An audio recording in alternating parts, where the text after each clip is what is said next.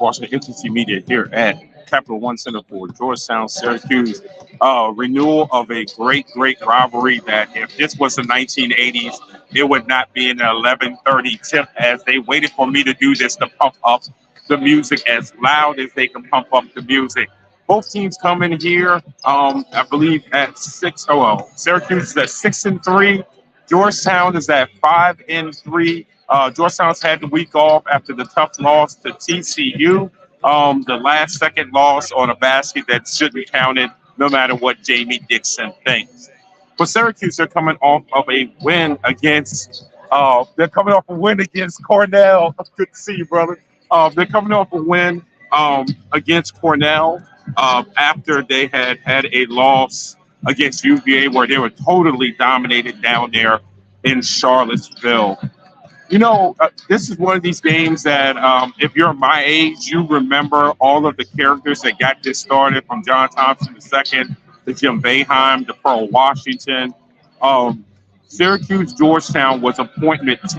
It was appointment TV, and one of the things I asked Ed Cooley about earlier in the week was, does both programs need to win more for this rivalry to mean what it once meant? And he told me very simply, he's worried about Georgetown. He does not give a damn about Syracuse and whether they have a winning program or not. But that he needs to get the Georgetown program back. But let's all agree to the fact that if both teams have their programs, if Coach Autry gets Syracuse back to where it once was, and Coach Cooley gets Georgetown back to where it once was, that this rivalry would be somewhere where it used to be. And let's just be honest with you, college basketball could use another rivalry that could stoke up parts of the country outside of where the programs are. Like I said, you have North Carolina and Duke, somewhat Louisville and Kentucky, but that there's not the rivalries the way it used to be. And Georgetown, Syracuse, with all its history, would be great if it could get back to that moment. But we'll see. Both head coaches have work to do. My keys for Georgetown today, it's going to start off on the defensive end. Keep J.J. Starling an inefficient player.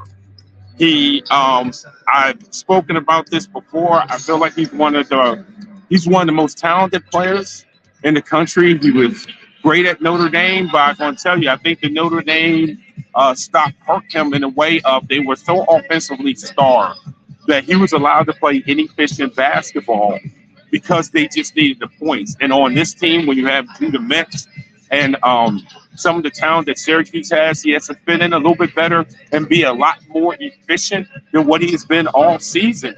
And if Georgetown could sit around here and not let him this be his coming out game and keep him being an inefficient player, especially on offense, that will go a long way in trying to get a victory today. The other thing Georgetown needs to do is flat out is control the backboards. Georgetown has had problems, a lot of problems at times rebounding.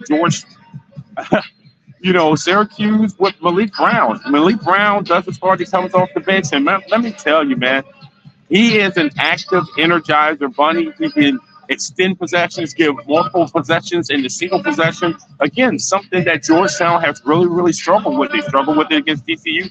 Hell, they even struggled with it against Holy Cross. So the rebounding and taking care of the boards for Georgetown is imperative. On the offensive side of the floor, hey, if Jaden Epps is healthy, and you can see the wraps around his fingers, he is healthy. He is a guy who is getting better and better each game at being able to weigh what times of the game I get my teammates involved, what times in the game that I need to take over. Against TCU, he was a facilitator early on. He was getting his teammates involved. But when it came down to the time where you needed someone to deliver, Jaden Epps was there, and he hit some of the biggest shots in that game that will get forgotten simply because how that game ended. Supreme Cook, another key there. He is, for lack of a better term, he is Georgetown's big. He's going to be responsible for keeping guys like Malik Brown, guys like McLeod off of the boards. So he cannot get into foul trouble. Um, Drew Fielder is coming along, the super duper freshman. He's coming along.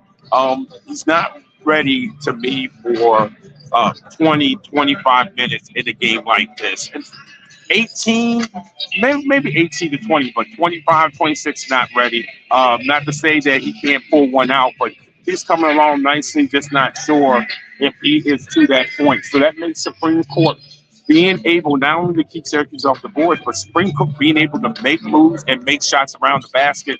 He also can be very inefficient when you push him out beyond 5 feet or when you cause him to make a move other than a stick back. He has to find a way to finish consistently and finish over contest consistently. Last but not least, it comes down to coaching. The last 6 years in most games, the opponent has had the coaching advantage over Georgetown. Ed Cooley and his experience gives Georgetown a coaching advantage that you have not seen since JT3 was here. And that's nothing against Adrian Autry.